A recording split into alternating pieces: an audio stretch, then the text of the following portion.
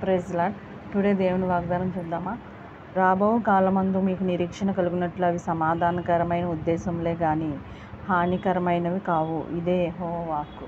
చూసారమ్మా, రాబో కాలమందు అంటే వచ్చే కాలమందు, భవిష్యత్తులో అవి నీకు నిరీక్షణ కలుగునట్లు సమాధానకరంగా ఉంటాయి కానీ ఉద్దేశములు హాని కలిగించేవిగా ఉండవు. ఇదే యెహోవా వాక్కు. ఇర్మియా 29:11 మీతోనే మాట్లాడుతున్న దేవుడు.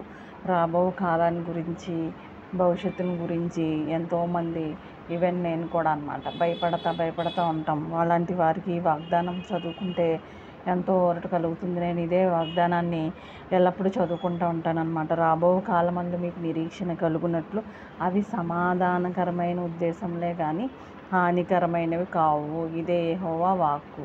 Praise Lord. మరి అలాగే మరి ఈ వాక్యం ఎంత క్లియర్గా ఉందంటే, రాబో కాలం గురించి భయపడుతూ ఉండే జనాలకి మరి ఏంటి, ఎలాగా పరిస్థితులు ఏంటి, ఇలా ఉన్నాయి, ఇప్పుడు తారుమారుగా ఎలా మనం ఉండాలి ఏంటి అని వేదన పడుతున్న వాళ్ళందరికీ కొరకు ఊరట కలిగించే ఈ యొక్క వాగ్దానాన్ని మనం చేతపట్టుకుని ప్రార్థిద్దామా.